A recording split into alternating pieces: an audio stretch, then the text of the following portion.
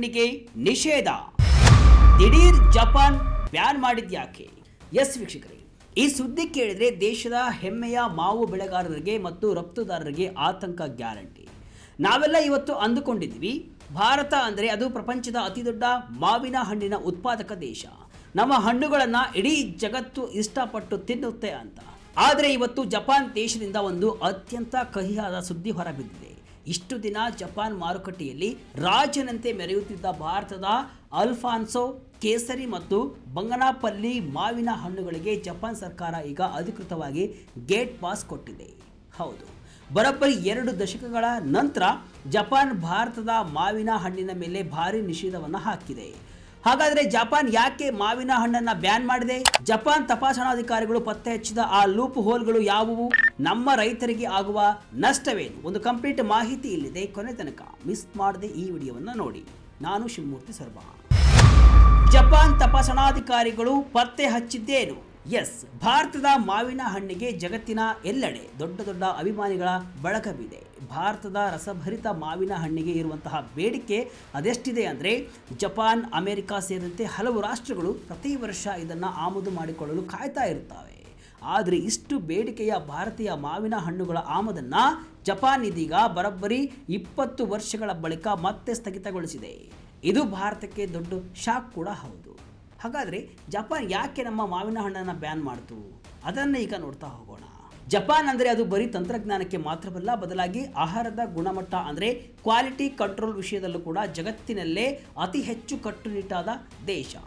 ಈ ವರ್ಷದ ಆರಂಭದಲ್ಲಿ ಜಪಾನಿನ ಕ್ವಾರಂಟೈನ್ ಅಧಿಕಾರಿಗಳು ಭಾರತಕ್ಕೆ ಭೇಟಿಯನ್ನು ಕೊಟ್ಟಿದ್ದರು.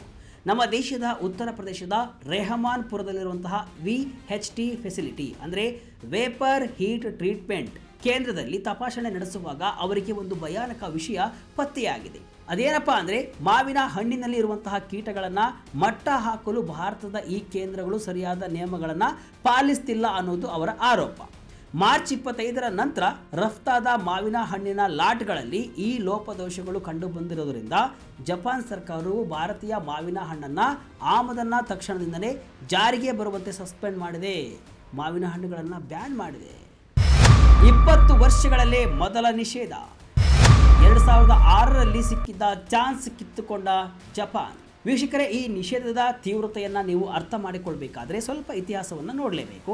ಈ ಹಿಂದೆ ಅಂದರೆ 20 ವರ್ಷಗಳ ಮುಂಚೆ ಜಪಾನ್ ಭಾರತದ ಮಾವಿನ ಹಣ್ಣುಗಳನ್ನು ಸಂಪೂರ್ಣವಾಗಿ ಬ್ಯಾನ್ ಮಾಡಿತ್ತು. ಯಾವಾಗ? ಈ ರೀತಿಯಾಗಿ. ಅದಕ್ಕೆ ಕಾರಣ ಫ್ರೂಟ್ ಫ್ಲೈ ಅಂದರೆ ಹಣ್ಣಿನ ನೊಣಗಳು. ಭಾರತದ ಮಾವಿನ ಹಣ್ಣಿನಲ್ಲಿರುವಂತಹ ಈ ನೊಣಗಳು ಜಪಾನ್ ದೇಶಕ್ಕೆ ಹೋದರೆ ಅಲ್ಲಿನ ಕೃಷಿ ನಾಶವಾಗುತ್ತೆ ಅಂತ ಅವರು ಹೆದರಿದ್ರು. ನಂತರ ಭಾರತ ಸರ್ಕಾರವು ಕೂಡ ಅತ್ಯಂತ ಕಟ್ಟುನಿಟ್ಟಾದ ಟ್ರೀಟ್ಮೆಂಟ್ ಪ್ರೋಟೋಕಾಲ್ಗಳನ್ನು ಸಿದ್ಧಪಡಿಸಿದ ನಂತರ 2006ರಲ್ಲಿ ಜಪಾನ್ ಈ ನಿಷೇಧವನ್ನು ತೆರವುಗೊಳಿಸಿತ್ತು. ಅಂದಿನಿಂದ ಆಲ್ಫಾನ್ಸೋ ಮತ್ತು ಕೇಸರಿ ಹಣ್ಣುಗಳು ಜಪಾನ್ನಲ್ಲಿ ಭರ್ಜರಿಯಾಗಿ ಸೇಲ್ ಆಗ್ತಾ ಇದ್ವು. ಆದರೆ ಈಗ 20 ವರ್ಷಗಳ ಸುದೀರ್ಘ ಸ್ನೇಹದ ನಂತರ ಜಪಾನ್ ಮತ್ತೆ ಅದೇ ಹಳೆ ಕಂಪ್ಲೇಂಟನ್ನು ಕೊಟ್ಟಿದೆ. ಅವರ ಪ್ರಕಾರ ಹಣ್ಣುಗಳಲ್ಲಿರುವಂತಹ ಕೀಟಗಳನ್ನು ಸಾಯಿಸೋಕೆ ಮಾಡುವಂತಹ ಆ ಬಿಸಿ ಹಬೆಯ ಪ್ರಕ್ರಿಯೆಯಲ್ಲಿ ಭಾರತದ ಅಧಿಕಾರಿಗಳು ಅಸಡ್ಡೆಯನ್ನು ತೋರಿದ್ದಾರೆ ಅಂತ ಜಪಾನಿಗೆ ಕಂಪ್ಲೇಂಟ್ ಮಾಡಿ ಸಂಪೂರ್ಣವಾಗಿ ಮಾವಿನ ಹಣ್ಣನ್ನು ಬ್ಯಾನ್ ಮಾಡಿದೆ. ಏನಿದು VHT ಮ್ಯಾಜಿಕ್? ಭಾರತ ಎಡವಿದ್ದು ಎಲ್ಲಿ?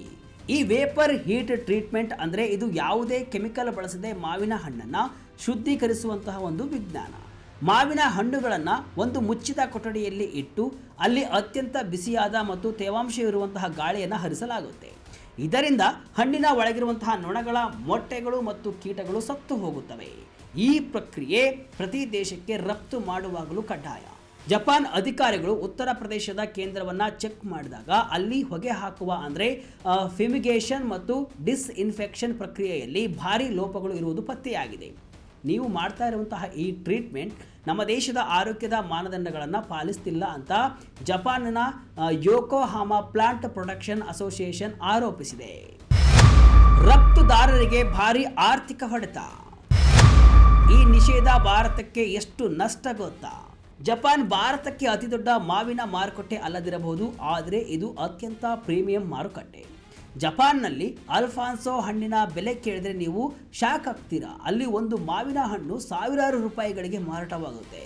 ಭಾರತ ಪ್ರತಿ ವರ್ಷ ಬರೋಬ್ಬರಿ 28 ಮಿಲಿಯನ್ ಮೆಟ್ರಿಕ್ ಟನ್ ಮಾವಿನ ಹಣ್ಣು ಬೆಳೆಯುತ್ತೆ. ಇದರಲ್ಲಿ ಕೇವಲ 1% ಮಾತ್ರ ರಫ್ತಾಗುತ್ತೆ. ಆದರೆ ಆ ಶೇಕಡ 1% ಹಣ್ಣಿನಿಂದ ಬರುವಂತಹ ಲಾಭ ಕೋಟ್ಯಾಂತರ ರೂಪಾಯಿ ಇರುತ್ತೆ. ಈಗ ಜಪಾನ್ ಬ್ಯಾನ್ ಮಾಡಿರೋದ್ರಿಂದ ರಫ್ತುದಾರರು ಈಗ ತಲೆ ಮೇಲೆ ಕೈ ಹೊತ್ತು ಕೂತಿದ್ದಾರೆ. ಅಷ್ಟೇ ಅಲ್ಲ, ಜಪಾನ್ ಬ್ಯಾನ್ ಮಾಡಿದೆ ಅಂದರೆ ಯುರೋಪ್ ಮತ್ತು ಅಮೆರಿಕದಂತಹ ದೇಶಗಳು ಕೂಡ ಈಗ ಭಾರತದ ಮಾವಿನ ಹಣ್ಣನ್ನು ಸಂಶಯದ ಕಣ್ಣಿನಿಂದ ನೋಡೋಕೆ ಶುರು ಮಾಡುತ್ತವೆ. ಇದು ನಮ್ಮ ದೇಶದ ಬ್ರ್ಯಾಂಡ್ ಇಂಡಿಯಾ ಇಮೇಜ್ಗೆ ಬಿದ್ದ ದೊಡ್ಡ ಪೆಟ್ಟು ಅಂತಾನೂ ಕೂಡ ಹೇಳಬಹುದು. ಮಾವು ಬೆಳೆಗಾರರಿಗೆ ಸಂಕಷ್ಟದ ಮೇಲೆ ಸಂಕಷ್ಟ. ಎಲ್ ನೀನೋ ಎಫೆಕ್ಟ್ 90% ಬೆಳೆ ನಾಶ. ವೀಕ್ಷಕರೇ, ಮಹಾರಾಷ್ಟ್ರದ ರತ್ನಗಿರಿ ಮತ್ತು ಸಿಂಧುದುರ್ಗದ ಆಲ್ಫಾನ್ಸೋ ಬೆಳೆಗಾರರು ಈ ವರ್ಷ ಭಾರೀ ಸಂಕಷ್ಟದ ಸುಳಿಗೆ ಸಿಲುಕಿದ್ದಾರೆ. ವಿಪರೀತ ಬಿಸಿಲು ಮತ್ತು ಎಲ್ ನೀನೋ ಪ್ರಭಾವದಿಂದಾಗಿ ಈ ಬಾರಿ ಶೇಕಡ 85ರಿಂದ 90% ಬೆಳೆ ನಾಶವಾಗಿದೆ. ಬದುಕಿರುವಂತಹ ಅಲ್ಪ ಸ್ವಲ್ಪ ಹಣ್ಣುಗಳನ್ನು ಜಪಾನ್ಗೆ ಕಳಿಸಿ ಒಂದಿಷ್ಟು ಹಣ ನೋಡೋಣ ಅಂತಿದ್ದಂತಹ ರೈತರಿಗೆ ಈಗ ಈ ನಿಷೇಧದ ಸುದ್ದಿ ಗಾಯದ ಮೇಲೆ ಬರೆ ಎಳೆದಂತೆ ಆಗಿದೆ. ಒಂದು ಕಡೆ ಪ್ರಕೃತಿ ಆಟ, ಇನ್ನೊಂದು ಕಡೆ ಈ ಅಂತಾರಾಷ್ಟ್ರೀಯ ಪಾಲಿಸಿಗಳ ವಿರುದ್ಧ ಹೋರಾಟ. ಇದು ರೈತರನ್ನ ಸಂಕಷ್ಟಕ್ಕೆ ನೂಕಿದೆ. ಅಲ್ಫಾನ್ಸೋ, ಕೇಸರಿ, ಲಂಗ್ರಾ ಕಥೆ ಏನು? ಇನ್ಮುಂದೆ ಸ್ಥಳೀಯ ಮಾರುಕಟ್ಟೆಯಲ್ಲಿ ಪೈಪೋಟಿ. ಜಪಾನ್ಗೆ ಅತಿ ಹೆಚ್ಚು ರಫ್ತಾಗೋದು ಅಂದರೆ ಅದು ಗುಜರಾತ್ನ ಕೇಸರಿ ಮತ್ತು ಮಹಾರಾಷ್ಟ್ರದ ಅಲ್ಫಾನ್ಸೋ.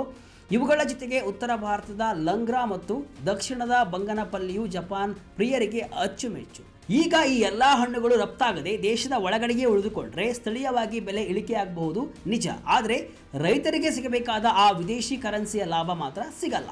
ಭಾರತ ಎಲ್ಲಿ ಇಡುವುದೇ ಅನ್ನೋದನ್ನ ಅಪೇಡಾ ಅಧಿಕಾರಿಗಳು ಕೂಡ ಈಗ ತನಿಖೆ ಮಾಡ್ತಾ ಇದ್ದಾರೆ. ಆದಷ್ಟು ಬೇಗ ಜಪಾನ್ ಅಧಿಕಾರಿಗಳನ್ನು ಮತ್ತೆ ಕರೆಸಿ ಅವರಿಗೆ ಭರವಸೆಯನ್ನ ಕೊಟ್ಟು ಈ ನಿಷೇಧವನ್ನು ತೆರವುಗೊಳಿಸಬೇಕಾಗಿದೆ. ಇಲ್ದಿದ್ರೆ ಈ ಸೀಸನ್ ಅಕ್ಷರಶಃ ಕೈಬಿಟ್ಟು ಹೋಗುತ್ತೆ ಅಂತಾರೆ ರೈತರು. ಕೇಂದ್ರದ ರಫ್ತು ನೀತಿಗೆ ಎದುರಾಯ್ತಾ ಸವಾಲು. ಪ್ರಧಾನಿ ಮೋದಿ ಅವರು ಯಾವಾಗಲೂ ಕೂಡ ಲೋಕಲ್ ಟು ಗ್ಲೋಬಲ್ ಅನ್ನು ಉತ್ತೇಜನ ಮಾಡ್ತಾರೆ. ಆದರೆ ಕೆಲವು ಅಧಿಕಾರಿಗಳ ಅಸಡ್ಡೆಯಿಂದಾಗಿ ಇವತ್ತು ಇಡೀ ದೇಶದ ರೈತರೇ ಬೆಲೆ ತೆರಬೇಕಾಗಿದೆ. ರೆಹಮಾನ್ಪುರದ ಆ ಕೇಂದ್ರದಲ್ಲಿ ಅಂತಹ ದೊಡ್ಡ ತಪ್ಪು ನಡೆದಿದ್ದು ಹೇಗೆ ಅನ್ನೋದಕ್ಕೆ ಇನ್ನೂ ಕೂಡ ಉತ್ತರ ಸಿಕ್ಕಿಲ್ಲ. ಕೃಷಿ ರಫ್ತು ಕೇಂದ್ರಗಳು ಕೂಡ ಇನ್ನು ಮುಂದೆ ಇಂತಹ ಶಿಸ್ತನ್ನು ಪಾಲಿಸಲೇಬೇಕಾಗಿದೆ. ಜಪಾನಿನ ಈ ನಿಷೇಧದಿಂದ ರೈತರಿಗೆ ಹೊಡೆತ ಬೀಳೋದಂತೂ ಗ್ಯಾರಂಟಿ. ಕೇಂದ್ರ ಈಗ ಯಾವ ನಿರ್ಧಾರ ಕೈಗೊಳ್ಳುತ್ತೆ ಅನ್ನೋದನ್ನು ಕೂಡ ನಾವು ಕಾದು ನೋಡಬೇಕಾಗಿದೆ. ಒಟ್ಟಾರೆಯಾಗಿ ಹೇಳುವುದಾದರೆ ಜಪಾನ್ ಸರ್ಕಾರ ಭಾರತದ ಮಾವಿನ ಹಣ್ಣಿನ ಮೇಲೆ ಹೇರಿರುವಂತಹ ಈ ದಿಢೀರ್ ನಿಷೇಧವು ಕೇವಲ ಒಂದು ವ್ಯಾಪಾರಿ ನಿರ್ಧಾರವಲ್ಲ, ಇದು ನಮ್ಮ ರಫ್ತು ಕೇಂದ್ರಗಳ ಗುಣಮಟ್ಟ ನಿರ್ವಹಣೆಗೆ ಬಿದ್ದಂತಹ ದೊಡ್ಡ ಹೊಡೆತ ಅಂತಾನೆ ಹೇಳ್ಬೋದು. ಈಗಾಗಲೇ ಎಲ್ ನೀನೋ ಎಫೆಕ್ಟ್ ಮತ್ತು ವಿಪರೀತ ಬಿಸಿಲಿನಿಂದ ಶೇಕಡ 90ರಷ್ಟು ಬೆಳೆ ಕಳೆದುಕೊಂಡು ತತ್ತರಿಸಿದಂತಹ ಆಲ್ಫಾನ್ಸೋ ಹಾಗೂ ಕೇಸರಿ ಬೆಳೆಗಾರರಿಗೆ ಈ ಸುದ್ದಿ ಗಾಯದ ಮೇಲೆ ಬರೆ ಎಳೆದಂತಾಗಿದೆ. ಕೆಲವು ಅಧಿಕಾರಿಗಳ ಅಸಡ್ಡೆಯಿಂದಾಗಿ ಜಪಾನ್ನಂತಹ ಪ್ರೀಮಿಯಂ ಮಾರುಕಟ್ಟೆಯನ್ನು ಕಳೆದುಕೊಳ್ಳುವ ಭೀತಿ ಕೂಡ ಈಗ ಶುರುವಾಗಿದೆ. ಇದು ಜಾಗತಿಕ ಮಟ್ಟದಲ್ಲಿ ಬ್ರ್ಯಾಂಡ್ ಇಂಡಿಯಾ ಇಮೇಜ್ಗೆ ಧಕ್ಕೆ ತರುವ ಸಾಧ್ಯತೆಯೂ ಇದೆ. ಕೇಂದ್ರ ಸರ್ಕಾರ ಮತ್ತು ಅಪೇಡಾ ತಕ್ಷಣವೇ ಎಚ್ಚೆತ್ತುಕೊಂಡು ತಾಂತ್ರಿಕ ಲೋಪಗಳನ್ನು ಸರಿಪಡಿಸಿ ಜಪಾನ್ ಅಧಿಕಾರಿಗಳ ನಂಬಿಕೆಯನ್ನು ಮತ್ತೆ ಗಳಿಸಬೇಕಾಗಿದೆ. ಈ ನಿಷೇಧ ಆದಷ್ಟು ಬೇಗ ತೆರವುಗೊಳ್ಳದಿದ್ದರೆ ಕೋಟ್ಯಾಂತರ ರೂಪಾಯಿ ವಿದೇಶಿ ವಿನಿಮಯ ನಷ್ಟವಾಗುವುದರ ಜೊತೆಗೆ ರೈತರಿಗೂ ಕೂಡ ಸಂಕಷ್ಟ.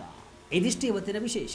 ಇದೇ ರೀತಿಯ ಹಲವು ವಿಶ್ಲೇಷಣೆ, ಮಾಹಿತಿ ಅಲ್ಲ ಮನರಂಜನೆಯ ವಿಡಿಯೋಗಳಿಗಾಗಿ ವಿಜಯ ಕರ್ನಾಟಕ ವೆಬ್ಸೈಟ್, ಫೇಸ್ಬುಕ್ ಹಾಗೂ ಯೂಟ್ಯೂಬ್ ಪೇಜನ್ನು ಫಾಲೋ ಮಾಡಿ. ಧನ್ಯವಾದಗಳು.